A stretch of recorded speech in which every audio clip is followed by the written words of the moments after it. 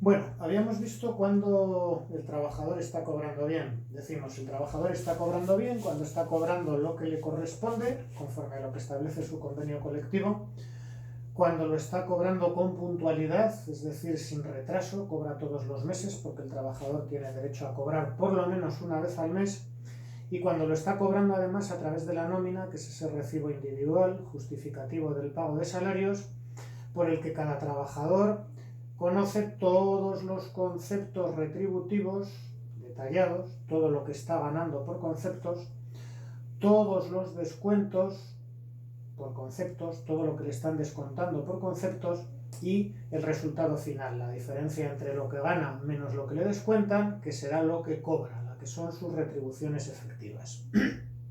Bueno, y si no estamos cobrando bien, ¿cuáles son los derechos que tenemos? Hay que señalar que cuando no estás cobrando bien siempre tienes un derecho, que es el derecho a reclamar que se te pague lo que se te debe con los correspondientes intereses por retraso, que son del 10% de lo adeudado conforme establece el artículo 29.3 del Estatuto de los Trabajadores. Es un 10% anual, o sea, si el retraso es inferior al año, pues habría que calcular la prorrata correspondiente de intereses. Además, en los casos más graves, ¿y cuáles son los casos más graves? Pues lo señala el artículo 50 del Estatuto de los Trabajadores. Aquellos casos en los que hay falta de pago, es decir, nos ha dejado de pagar hace meses, o hay retraso continuado en el abono del salario. Es costumbre del empresario pagarnos siempre con retraso. Entonces, normalmente tendríamos que ir reclamando el pago y nos paga siempre con retraso. En esos casos, podemos además pedir la resolución de nuestro contrato con la misma indemnización que si se tratara de un despido improcedente. Así lo establece el artículo 50 del Estatuto de los Trabajadores. Tendríamos que ir a juicio y pedirle al juez que por esa falta de pago, por ese retraso continuado en el pago del salario, declare la extinción de nuestro contrato y le condene al empresario a pagarnos la misma indemnización que si nos hubiera despedido de manera improcedente, o sea, 33 días de salario por año de servicio con el límite máximo de 24 mensualidades.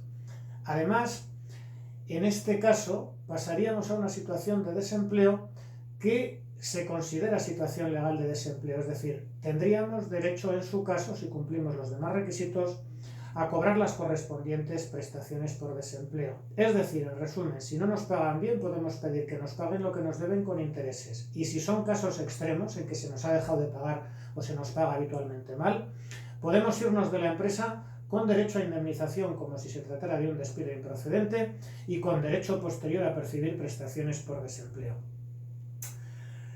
Finalmente, nos queda hacer una referencia a cuáles son las garantías que tenemos de que vamos a cobrar el salario. Es decir, ¿vale? ¿Qué pasa si el empresario no nos paga, aunque se le condene a que nos pague y el empresario se encuentra en dificultades económicas? Bueno, pues por un lado tenemos una serie de garantías. Por la consideración del salario como crédito preferente. Básicamente la idea, la explicación en detalle está en el artículo 32 del Estatuto de los Trabajadores, es que en caso de que el empresario atraviese dificultades económicas, probablemente no tendrá dinero para pagar todo lo que debe. O sea, probablemente no tendrá dinero para pagar a todos los acreedores. En este caso hay que organizar una fila. Los acreedores tienen que ponerse a la cola, ¿vale? De manera que los que están en los primeros lugares de esa fila tienen más posibilidades de cobrar que los que ocupan los últimos lugares. Bueno, quédate con la idea de que el trabajador, por lo que se le debe, por lo menos hasta ciertos límites, ocupa las primeras posiciones en esa cola de acreedores, es decir, tiene más posibilidades de cobrar que el resto de los acreedores. Hay distintos grados de protección, pero quédate con esa idea porque es la idea básica.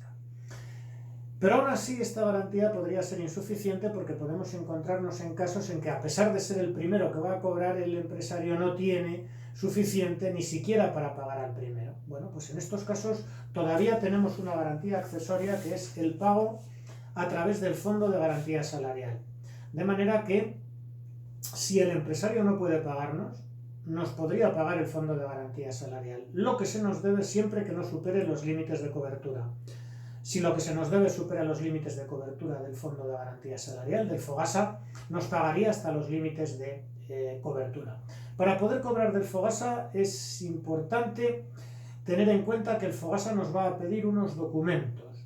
Luego tenemos que justificar lo que se nos debe a través de esos documentos. Tendríamos que mirar el artículo 33, ver cuáles son esos documentos que se nos piden y reunirlos para poder cobrar del FOGASA. Pero quédate con la idea de que, aunque el empresario no pueda pagarte, aunque el empresario sea insolvente, si llevas los documentos adecuados que justifiquen que el empresario te debe ese dinero, que puede ser por salarios o puede ser también por indemnizaciones pendientes de pago, tienes derecho a cobrarlo del Fondo de Garantía Salarial, del FOGASA, siempre que no superes los límites de cobertura de esta institución. En esencia, creo que queda explicado el tema de qué podemos hacer si no estamos cobrando bien, cuáles son nuestros derechos, cuáles son nuestras posibilidades de reclamación y cómo tenemos garantía de cobrar lo que se nos debe, por lo menos hasta ciertos límites de cobertura, incluso en los casos más complicados de que el empresario atraviese dificultades económicas o incluso en caso de insolvencia empresarial.